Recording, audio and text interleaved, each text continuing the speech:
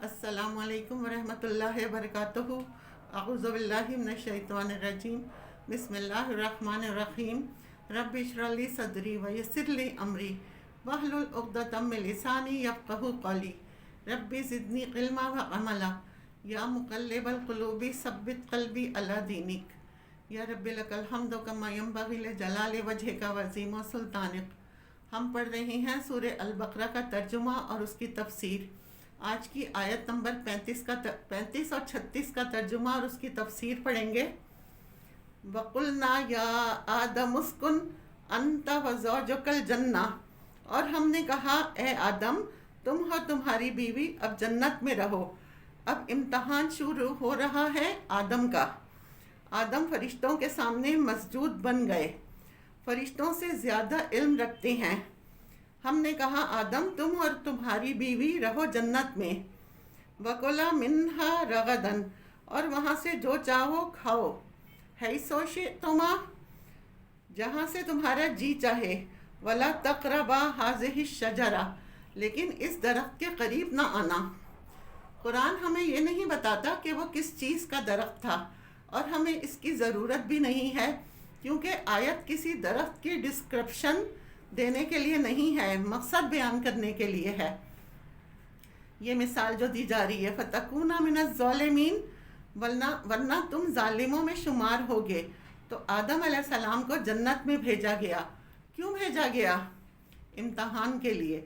امتحان کیا تھا؟ کہ جنت میں بہت سے پھل ہیں، سب کھاؤ جتنا چاہو، لیکن ایک درخت یعنی ٹیسٹ تھا ان کا۔ اب کیا ہوا؟ شیطان پیچھے پہنچ گیا۔ بعض لوگ کہتے ہیں کہ وہاں شیطان کیسے جا سکتا ہے؟ اللہ نے جانے دیا۔ فَأَزَلَّهُمَا الشَّيْطَانُ، شیطان نے انہیں پھسلا دیا۔ کیسے کیا یہ تو پتہ نہیں چلتا، یا تو وہ انسان کی شکل میں سامنے آ کر کھڑا ہو گیا تھا، یا دل میں وسوسہ ڈالا، کیونکہ وسوسے کا ذکر تو آتا ہے۔ یہ نہیں پتہ چلتا قرآن اور حدیث سے کہ وہ انسان کی شکل میں سامنے آیا یا کسی سانپ کی یا کسی اور چیز کی۔ فَأَزَلَّهُمَا الشَّيْطَانُ، شیطان نے پھسلا دیا۔ فَأَخْرَجَهُمَا، دونوں کو نکلنے کا حکم دیا۔ مِمَّا كَانَ فِيهِ، اس سے جس میں وہ تھے، یعنی جنت سے۔ اس کی تفصیل جو ہے آگے سورہ اعراف میں آئے گی پوری ڈیٹیل کے ساتھ کہ اس نے پھر کیا کیا کیا۔ یہاں پر جتنا اللہ نے بیان فرمایا ہے اسی پر غور کرنا کافی ہے۔ وَقُلْنَا، اور ہم نے کہا، اِهْبِطُوا، اتر جاؤ، بَعْضُکُمْ لِبَعْضٍ عَدُوٌّ، تم میں سے بعض کے دشمن ہیں۔ قرآن بتاتا ہے کہ شیطان انسان کا دشمن ہے۔ وَلَکُمْ فِی الْأَرْضِ، اور تمہارے لیے زمین میں مستقر ٹھکانہ ہے، رہنے کی جگہ ہے۔